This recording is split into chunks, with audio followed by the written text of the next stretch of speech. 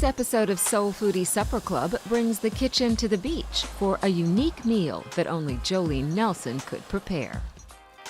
Born and raised in Jamaica, this self-taught chef has already gotten her share of accolades. And after 5.5 years in the kitchens of the Ritz-Carlton Grand Cayman, she stepped out on her own with Namaste, delivering delicious and healthy meals to you wherever you are. I am self-taught. I spent a lot of time in the kitchen with my grandmother, and I'm Jamaican, and we're very mixed.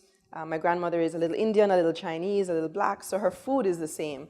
So I would be doing, sweet and sour stir-fry things with Scotch bonnet in there, and it's all very confusing. But she was so passionate with what she did, it was very infectious. So I picked that up from her and just kind of ran with it. I've started out on my own now. I've had Namaste since December of 2016.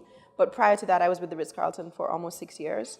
And I think that gave me a lot of the discipline that I need to be able to do this, because us creative people tend to get carried away. And that gave me the structure to be able to do it professionally.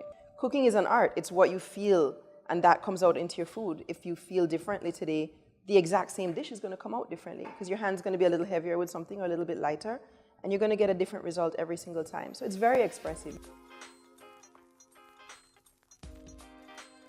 Our first course is a snapper ceviche, and that's fresh local snapper with some fire roasted corn, ruby grapefruit, some oranges in there, lots of local produce.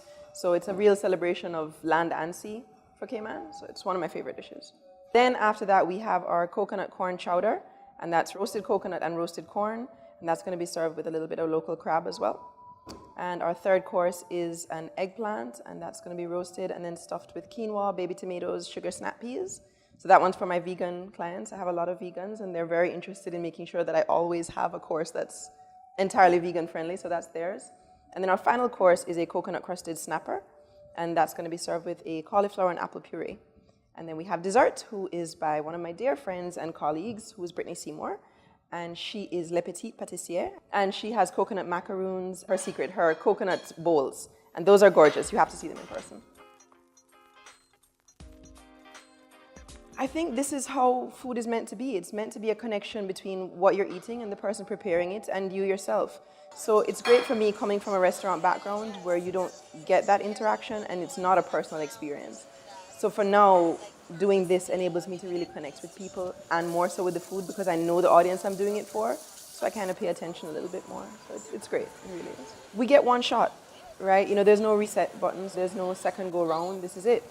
And I think one of the worst things is to wait until you've finished your career and then say, boy, I wish I could have. You don't get that wish. That's one of those wishes that'll never be able to come true, because that time's gone. So if you have something that's strong enough that you keep saying to yourself, I should, I wish I did, then just do it. If it doesn't work, then at least you can say, I tried. And, I tried to reach my dream and accomplish something. But if you don't try, then you'll always have that regret and that wish. So go for it.